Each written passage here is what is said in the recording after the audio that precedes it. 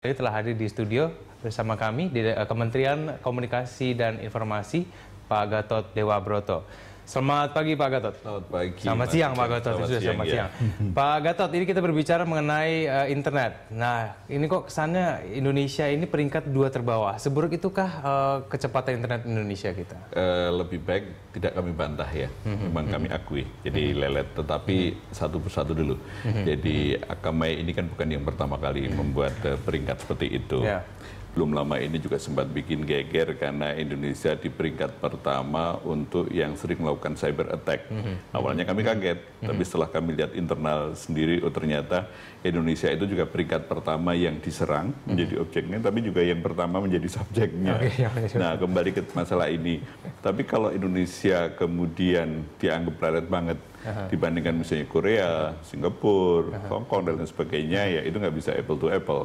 Karena kan pertama kita geografisnya begitu luas, kemudian yang kedua handicapnya, kendalanya juga banyak. Tapi kalau Singapura kan kecil. Tapi anyway, bukan berarti kami tidak ada something to do ya. Kami sudah banyak kami lakukan, tapi yang jelas tidak kami bantah. Ya, memang lelet. Memang ini kita simak bahwa ada banyak masyarakat yang menuntut ada kecepatan ditingkatkan lagi internet di Indonesia. Nah, sedangkan kita akan menyimak berikut ini, kami akan menampilkan grafik pernyataan dari Menteri Kominfo Bapak Tifatul Sembiring berkaitan dengan banyaknya permintaan dari masyarakat untuk kecepatan internet.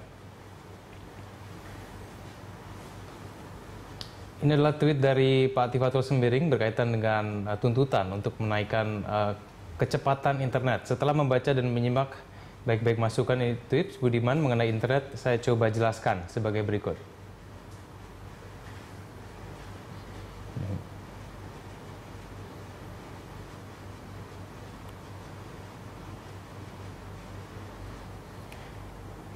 Ini adalah yang kedua dari Pak Tifatul Sembiring, pembangunan fasilitas TIK di Indonesia ini masih terus ditingkatkan. Yang ketiga kemudian ada keterbatasan anggaran Kemenkominfo 3 triliun untuk infrastruktur, separuhnya untuk pertumbuhan pengguna IT sangat cepat.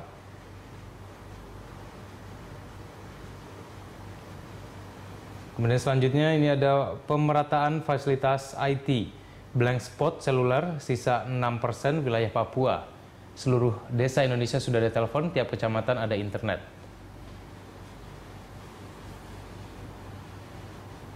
Kemudian terus dengan pembangunan jaringan broadcast fiber optik, Wi-Fi, kabupaten kota, NIX, IIX, satelit microwave, dan seterusnya. Namun angka pengguna jauh melejit. Ya, kita kembali lanjutkan. Pak Gatot, ini memang berarti infrastruktur ini menjadi masalah kalau kita simak dari Pak Tifatul. Iya, yang juga perlu kami jelaskan apa yang disampaikan Pak Tif. Kalau kemudian beliau mengatakan internet cepat untuk apa, itu beliau hanya bercanda saja. Tapi setelah itu pada respon retweetnya berikutnya kan tadi seperti Mas Ikan sudah kemukakan, banyak sekali memang yang kalau boleh saya kemukakan tadi, lot of thing to do ya. Di antaranya misalnya kalau boleh mungkin lebih jelas lagi kami jelaskan, sejak tahun 2009 itu kami sudah melakukan mapping kayak broadband di internet di Indonesia. Mappingnya itu kayak apa? Di antaranya melakukan kayak lelang BWA. Kalau orang publik kenalnya kayak WiMAX ya, broadband wireless access, terlalu teknis gitu. WiMAX, kemudian yang kedua itu juga sekarang sejak tahun 2010 itu operator, khususnya operator yang gede lah gitu, itu membangun semacam kayak infrastrukturnya mulai dari Manado, Ternate hingga Kepala Burung. Poin yang kami kemukakan adalah seperti yang dikemukakan oleh Pak Tifatul tadi, itu semua effort itu masih ongoing gitu. Bahwasanya sekarang masih menjadi kendala, kami akui, cuman kami memang concern. Karena Mas Ikan juga tahu, Jakarta kan sudah dinobatkan sebagai orang atau kota paling cerewet sedunia kan ya, karena Twitternya ya. Artinya kami tidak ingin orang bertwitter, bersosial media, ujung-ujungnya menjadi lelet gara-gara karena infrastrukturnya juga kurang. Jadi kami ada usaha untuk itu. Tapi Pak Gatot, ini kalau kita mencermati sebetulnya kebutuhan masyarakat Indonesia pada umumnya ini untuk menggunakan internet cepat ini sudah demikian mendesaknya kah? Sudah demikian mendesak. Kami ngambil sampel yang paling menarik ya. Saya kira rekan-rekan di Berita Satu hadir juga pada saat kita menjadi hosting tuan rumah KTT APEC waktu itu. Jadi rekan-rekan media itu yang hadir waktu itu kan lebih dari 3.000 jurnalis, mostly adalah asing, itu merasa di-spoiling, dimanjakan oleh kapasitas bandwidth. Jadi bandwidthnya contohnya itu lebih dari 10 GB. Seakan-akan mau kirim berita dari BNDCC Bali mau ke sini, ke kantor berita satu, atau mau ke luar negeri itu cepat sekali. Karena prinsip Bapak Presiden waktu itu kalau bisa KTT APEC di Bali itu lebih daripada di Vladivostok. Jadi poinnya adalah kalau internet itu cepat, manfaatnya luar biasa banget. Jadi mau kirim berita gampang, kemudian mau deal e-banking, e-health, dan e-education gampang banget. Baik Pak Gatot, kita akan membicarakan sejauh mana sekarang perkembangan internet di Indonesia, bagaimana pembangunannya sudah sejauh apa. Di segmen berikutnya pemirsa jurnalisnya akan segera kembali. Pak Gatot, ini kita kembali membicarakan internet. Ini kan sekarang rata-rata kecepatan internet Indonesia adalah 1 Mbps. Sebetulnya kebutuhan masyarakat ini untuk mengakses internet sebetulnya pinginnya kecepatan sampai tingkat berapa sih? Minimal 10 kali. 10 kali Pak. Yang ada, padahal kalau gitu. kita perhatikan kalau untuk media sosial bukannya 1 itu sudah cukup cepat. Enggak, ya Pak? 1 itu kalau yang menggunakan adalah mungkin hanya limited person saja. Tapi kalau kemudian sama-sama, apalagi sekarang orang begitu adiktif, begitu nyaman, begitu kayak ketagihan menggunakan media sosial. Ibaratnya kalau 1 itu sangat berisiko sekali. Karena bufferingnya kan juga tinggi. Belum lagi kalau ada isu yang sangat hit sekali gitu langsung cepat sekali. Poin yang kami kemukakan adalah sebetulnya kami di pemerintahan juga nggak nikmat gitu.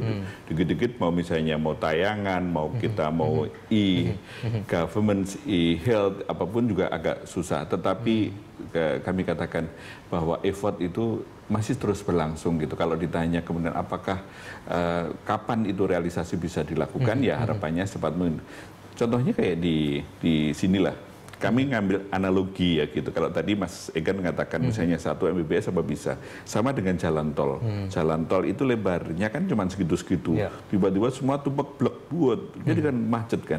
Sama dengan internet. Pita frekuensinya segitu-segitu. Akibatnya kemudian penggunanya banyak menjadi lelet banget. Makanya pemerintah belum lama ini baru saja menyelesaikan lelang 3G. Sebentar lagi juga ada lelang 3G dari sisa merger Excel dan Axis. Kemudian juga kalau itu pita itu diperlebar, pengguna juga akan lebih, tidak hanya kecepatan, tapi juga daya tampung juga lebih. Tapi bukankah pengguna internet mayoritas di Indonesia cuma menggunakan untuk media sosial, Pak Gatot? Maksudnya untuk Twitteran, untuk Facebook, cuma itu saja? Mungkin untuk golongan-golongan tertentu mungkin baru? Data kami menunjukkan itu hanya part of saja. Di luar itu kita tahu, kita nggak sadar, kadang-kadang kita mendapatkan layanan yang saya katakan tadi, e-banking dan sebagainya, itu pun semua menggunakan internet. Poin yang kami kemukakan adalah hampir semua sektor itu semua berbasis internet. Kalau enggak sudah ketinggalan sekali. Sekarang eranya adalah semuanya adalah IT. Makanya selalu kami itu berkoordinasi contohnya dengan kantor Menko Perekonomian. Ada namanya policy tentang broadband. Jadi economic broadband. Ibaratnya broadband itu meskipun orang nggak tahu broadband itu kayak apa sih. Broadband itu juga dengan batas minimum internet yang cepat itu bisa digunakan untuk layanan publik. Oke, Pak Gatot, untuk menuju 10 kali lipat, jadi 10 Mbps ya yang mungkin dituju untuk dari Indonesia saat ini, itu membutuhkan apa dulu? Apa perlu yang dilakukan dulu untuk saat ini? Yang pertama adalah infrastruktur. Infrastruktur tadi di awal sudah kami kemukakan, misalnya kayak mobilisasi para penyedia WiMAX itu sudah jalan ya. Kemudian bahkan sekarang kayak dihebohkan, Pak Gatot apa betul sekarang sudah ada 4G LTE gitu. Betul. Sementara katanya pemerintah mengatakan itu masih dalam kajian. Nah, ini ada kaitannya dengan masalah internet gitu.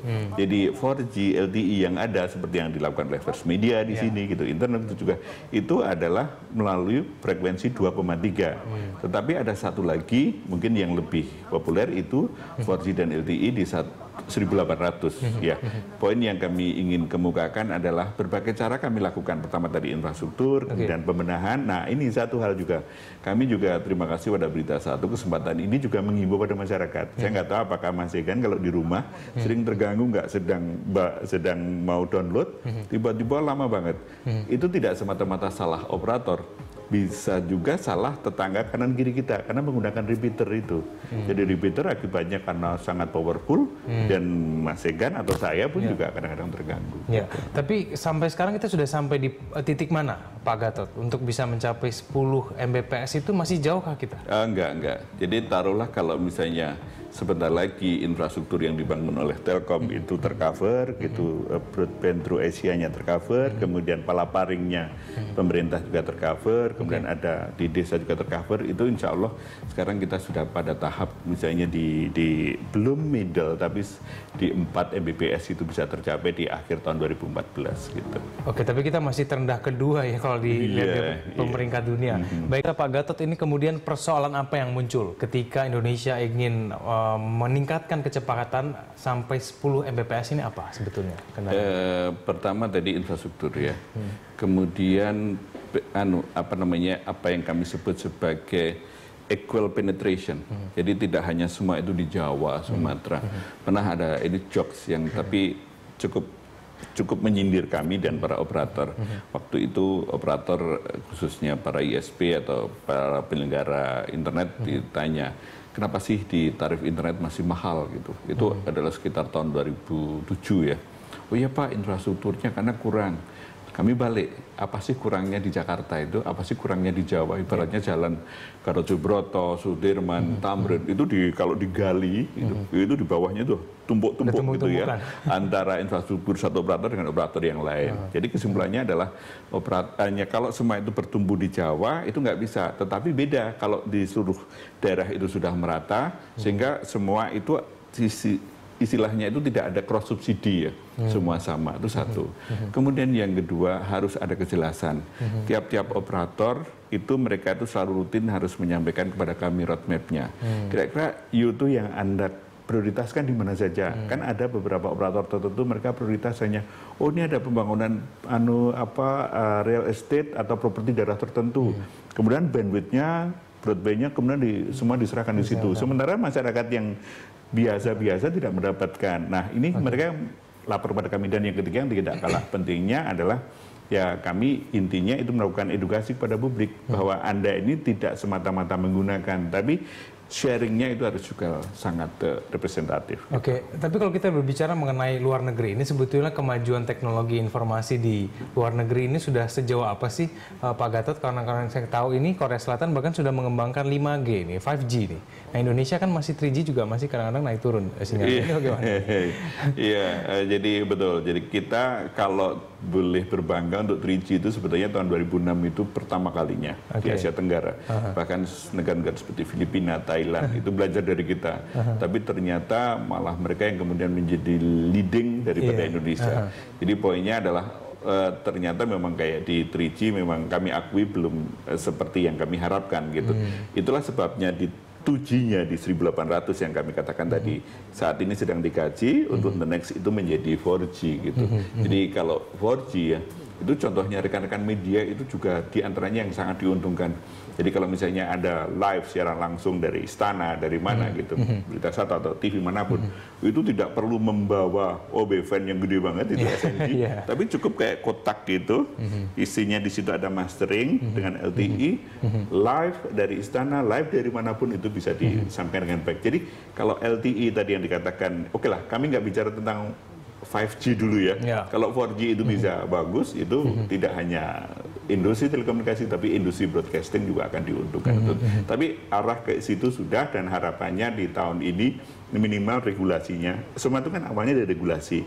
Regulasi setelah pengkajian, habis itu implementasi dalam bentuk lelang atau seleksi. Gitu. Kira-kira butuh waktu berapa lama nih Pak Gatot kira-kira untuk memenuhi target itu? Sampai 4G saja paling tidak? 4G itu cukup 1 tahun. 1 tahun cukup. Bahkan janji Pak Timato Sembiring waktu itu harapannya regulasi itu sudah di launching di akhir 2013. Tapi mundur sebentar, dan beliau juga mungkin karena juga ini ending dari era beliau sebagai Menkominfo, harapannya sebelum beliau escape itu ada 4G yang sudah bisa di launch, artinya bisa dinikmati oleh masyarakat gitu. Nah kalau yang untuk teknologi 5G itu, apakah Indonesia sebetulnya sudah harus memenuhi kebutuhan untuk sampai di tingkat 5G itu kalau menurut Pak Gatot? Mas, kita tuh nggak akan kalah seperti itu. Persoalannya adalah, jadi ini ada cerita kecil, kira-kira 4 tahun yang lalu itu ada GSM Association ya, datang langsung dari London. Kebetulan saya mewakili kantor, mereka tanya, kapan Indonesia bisa 4G, kapan Indonesia menjadi 5G gitu. Operator kayak ngipas-ngipasin, kayak memprovokasi, itu Pak Gatot udah ditawarin. Ya namanya juga pedagang ya, mereka kan asosiasinya pedagang ya. Kalau ibaratnya kalau bisa tuh bulan depan juga bisa. Cuman yang jadi persoalan itu kan harus ada certainty, harus ada kepastian hukum. Jangan sampai Kominfo nanti dianggap gimana sih Kominfo cari populis saja, habis ini loncat ke sini. Sementara yang ini pun belum maksimal gitu belum ya. maksimal. Kayak tadi istilah Mas Egan, 3G-nya belum maksimal udah lari ke 5G. Tahap ke itu ada, tapi yang jelas harus ada kepastian hukum di kami, kepastian untuk berinvestasi. Ini bagaimana dengan juga daerah-daerah yang sampai saat ini belum tersentuh internet, Pak Gatot? Mungkin Anda bisa ceritakan perkembangannya ini seperti apa? Kalau daerah-daerah khususnya di pelosok ya rural area itu sudah ada komitmen Kominfo melalui PLIK. PLIK itu singkatan dari Pusat Layanan Internet Kecamatan. Jadi setiap ibu kota kecamatan ada 5.800 ibu kota kecamatan di seluruh Indonesia itu sudah terjangkau internet gitu. Bahkan ada M-PLIK, M itu mobile ya, kayak warnet bergerak.